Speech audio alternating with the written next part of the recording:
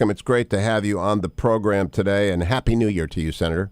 Happy New Year to Hugh, and all your listeners. Sorry about the Ohio State game over the weekend. Yeah, it was a little tough. But, once in a while, you're a freshman team. We're all freshmen. Well, 3 in a row, national championships ahead.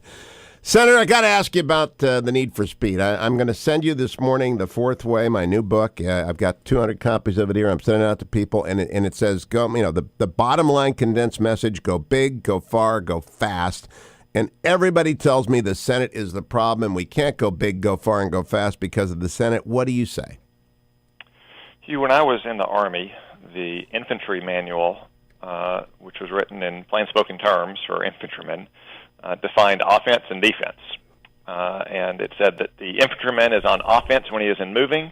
When he is moving, he is on defense when he is not on offense.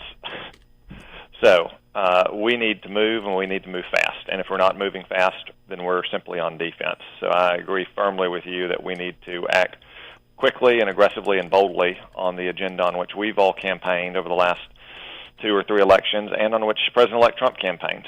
We've got a unique opportunity here in the coming months, and I hope that we act promptly on that opportunity. Now, in my theory, if the President-elect puts a lot of things on the table, infrastructure investments, immigration defense included, tax and entitlement reform, the military rebuild to 350 ships, if you put that all on the table at once, there will be enough moving parts to bring everyone along, and a lot of it will be reconciliation connected and subject to a simple majority. But what do you think? Will that be a viable strategy? I do think we should move on multiple fronts. Look, we have committees for a reason. Committees work on their subject matters, and they can move forward, whether it's working on health care and fixing all the problems that Obamacare has created in our health care system, or the Armed Services Committee trying to rebuild our military, or the Transportation Committees trying to craft a transportation bill that works for everyone. The Senate now, to be fair, does also have a serious responsibility of confirming nominees to the President's cabinet as well as judges. So that's one thing that we have to do that the House does not do.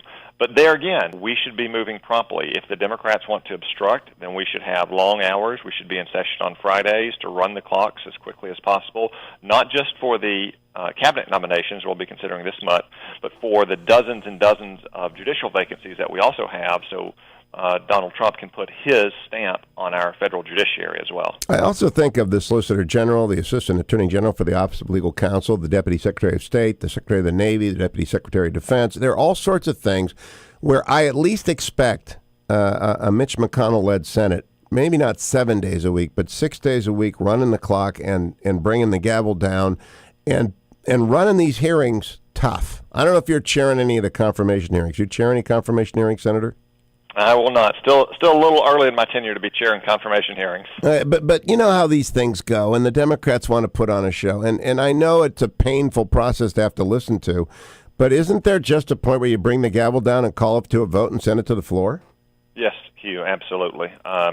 Many of these nominees have submitted voluminous records, and the Democrats have had more than enough time to review those records.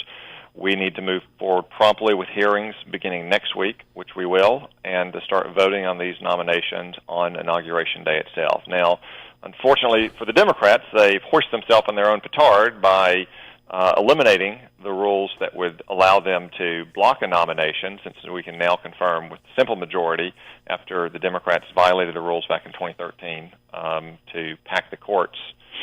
So all they can do is slow down some of these nominations. If they want to do that, like you say, we should stay in session in the evenings, we should stay in session on Fridays to run the clock to make sure that Donald Trump gets his cabinet confirmed, to make sure that our judicial nominees are confirmed until the Democrats learn their lesson. If that's what it's going to take, that's what we should do. I hope they're more cooperative than that. I hope they show the same kind of spirit of cooperation that Republicans showed in January of 2009 with Barack Obama's nominations, or that has been shown in transitions going back for decades. Now, Senator, I know you don't like people to know this, but you're a Harvard Law grad, and so I want to ask you a question about the courts. One of the ideas in the Fourth Way is because Harry Reid did pack the D.C. Circuit and distort it thereby, that the Republican unified government ought to expand the D.C. Circuit to resurrect balance on that circuit by 3 seats and do it quickly, because we can't carve back the regulatory state until the en banc sitting of the D.C. Circuit is center right. What do you think of that idea? Well, first off, Hugh, I am a recovering lawyer only. I've been clean for going on 15 years now that the calendar has changed. So that's the main reason that Harry Reid and the Democrats broke those rules 3 years ago, was to pack that D.C. circuit, which has nationwide jurisdiction over all the regulations of the Obama era.